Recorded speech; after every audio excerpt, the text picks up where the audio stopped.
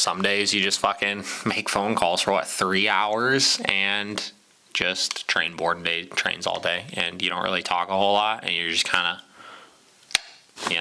in the fucking zone. So take a little break here. Paige's got to get out of here because she's been working all day, and I'll be back later to train some more dogs, but we're not going to film it because Paige won't be here. So hope you guys enjoyed hearing my phone calls, watching the one lesson I did, and watching some clips of me training some dogs.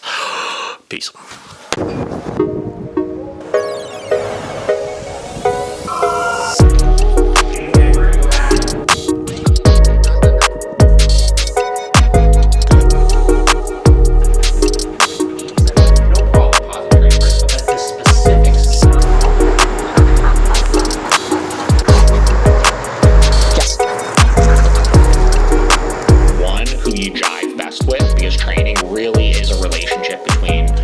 Person and facility, right? Or person and trainer, as far as somebody you trust to be able to have, the conversations of all the things you're going to need to do to be successful. Because training is not like you do your training and then training's done and you're just good. We provide a year of follow-up support because there's going to be issues you experience post-training, right? And you got to feel safe and comfortable around the person you're working with, obviously. You got to go off of testimonials, referrals, and before and after videos. I say that stuff is so important because a lot of people can tell you what they do, right? But we try to show people what we do and how we do it, right? And, past that, obviously, the only thing that I think that, we have that's not even a thing we do better, but it's just a thing that we offer that a lot of places don't is, we offer client-exclusive services like boarding and daycare and stuff like that, that we only take dogs that we've trained here for those services. So we have dogs that come here that we trained 6 years ago, right, that still come here, and we still have a communication open with the owners, and they know if they have issues, they can come back to us, and we'll be able to help talk them through those things or have a set of eyes on things for when they're not here. So she sent me a video of laying on the couch with this dog, and the dog growled and lunged at her for petting her. Yeah. So I'm not really sure what else to do. Sure. Yeah. No, I understand. And then your name came up. My husband is in the National Guard with somebody, and his sister is a, what are they at the APL? A humane officer or something. Sure. Down there. Yep. And her name was, I can't remember if it was Laura.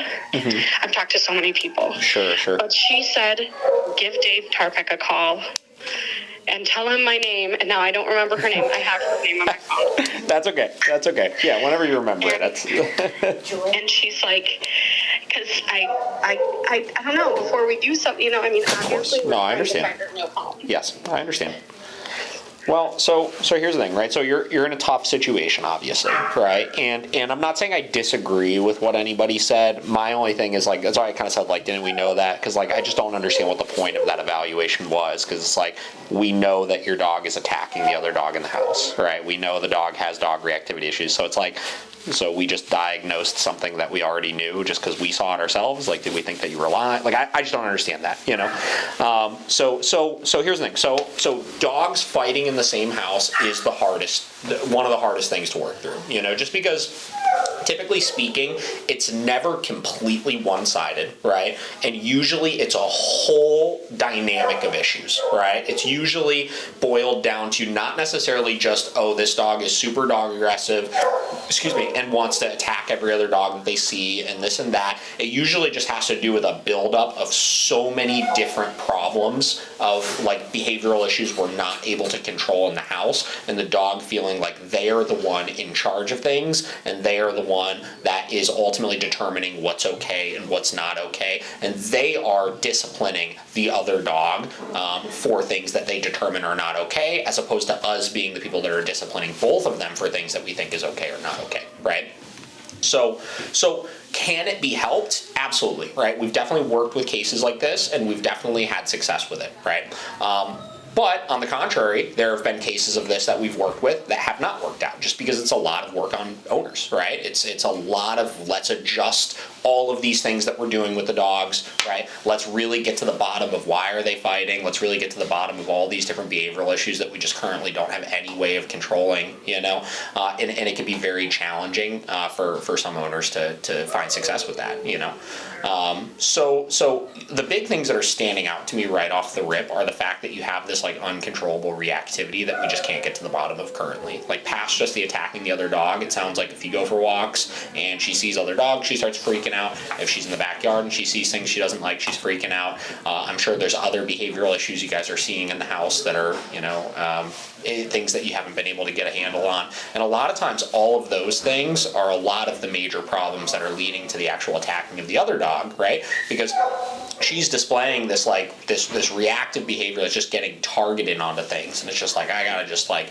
go after this thing, go after this thing, go after this thing. And a lot of times where it starts as what we refer to as like redirected aggression, right? So we'll see two dogs in a house that are like pretty good with each other, and the one will be super reactive to things outside of a window or a fence or on the leash or this or that, and they freak out at that, and then like that frustration builds and they start just kind of turning that frustration onto the other dog, right?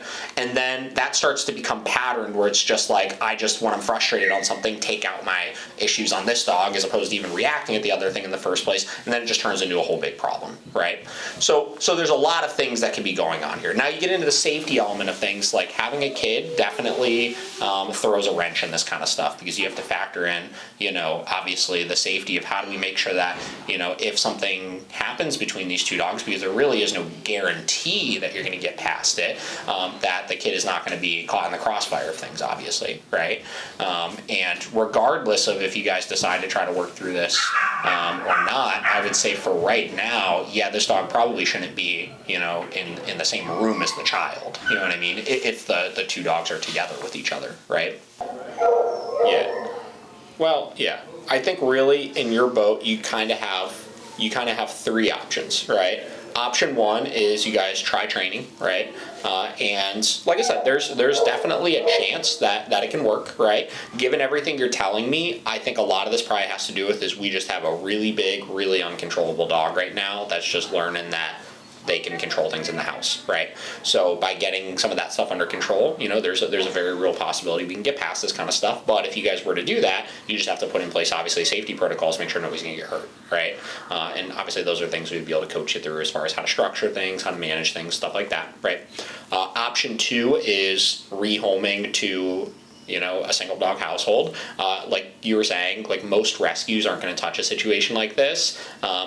Just because any fosters that they would need to put the dog with are typically going to have dogs, right? So they don't really have anywhere they can put a dog like this to hold them until they find an owner for them, right? So rehoming typically in these situations is private rehoming, where you guys would have to find somebody yourself and obviously make them aware of the situation and do the rehome from there. Given the fact that she doesn't have any human aggression issues, that's a little easier than dog aggression issues. Like when you get into human aggression issues, typically rehoming is just not even an option because it's just too much of a liability. Third option is, euthanasia, obviously, which I'm not telling you guys to do that. I don't necessarily think that's what you guys need to do in this situation, obviously, but it's an option nonetheless, obviously. So really, it's just a matter of you looking at those three options and just figuring out which one is going to be the one that you guys decide to go with. Like I said, training is always an option, right? And it definitely can be successful. And if you get, we have some owners that call and they're like, they're willing to try anything and they want to give it a go. And like I said, some of them can be very successful with it. So it's just, it's a lot of work for owners getting past some of these types of issues. So I just try to make sure people are aware of that side of things. Yeah, so not necessarily. The crate's an interesting one. It's a good question because, I always say I'm a big proponent of crates, right? I think that it's a good idea to crate train every dog, right? Because I think that, I don't know how many dogs you guys have had. I mean, I know you have your older one now that you got when it was. Okay, so this is what I typically tell people in your guys' situation, right? So you got your first dog at like 5 years old, you said, right? Okay, so there are some dogs out there that I always say are just like easy dogs, right? With certain things, right? Like they may have issues elsewhere, obviously, but like some dogs are just not very nosy. They don't get into things, they're just like, frankly, just have a good temperament in the house. And you could get away with not having to crate them, you know what I mean? Like they don't chew on things, they don't have accidents in the house, like there's no problems, right? And you very well may get a second dog that's like that too, that's just pretty good, right? This puppy has been pretty good. Maybe just because, it could be for a couple reasons. It could be because the dog is just occupied by the other dog right now, right? And, is kind of learning from example to some extent from those types of things. Yeah, it could be that, like it just hasn't been long enough yet for things to get interesting enough, right? It could be that the dog is just really young right now and hasn't gone through maturity yet and hasn't kind of developed that own sense of adventure and curiosity and stuff. And again, you may get lucky with it, but the dog is so young still, man. I've just seen so many dogs that, again, 8 months, 9 months, 10 months, one day, right, you come home and something's torn to shreds, or there was an accident in the house, or the dog's got one who you jive best with, because training really is a relationship between person and facility, right? Or person and trainer, as far as somebody you trust to be able to have, the conversations of all the things you're going to need to do to be successful, because training is not like you do your training and then training's done and you're just good. We provide a year of follow-up support because there's going to be issues you experience post-training, right? And you got to feel safe and comfortable around the person you're working with, obviously.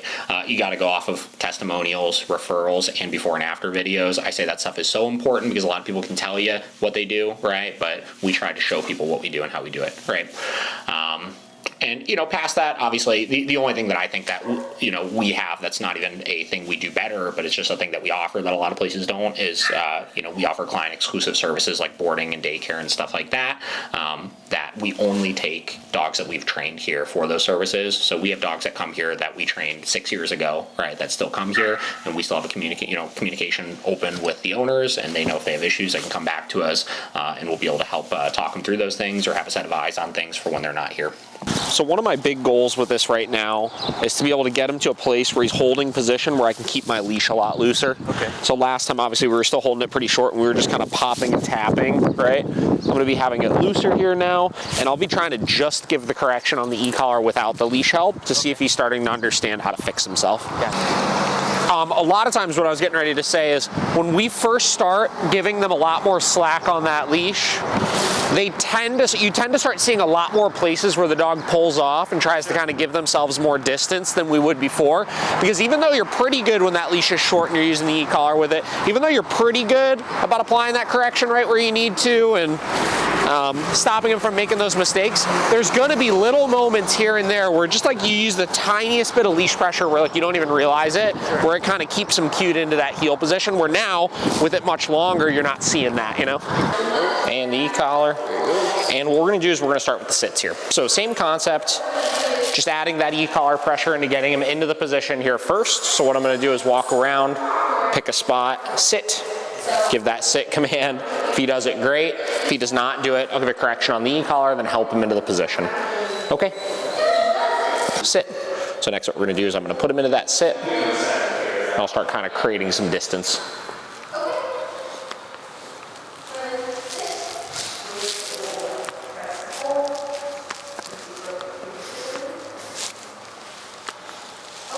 Good work, buddy. Okay. Good job, buddy. Okay. All right, then we're going to start adding, dropping the leash into this. Sit. Good.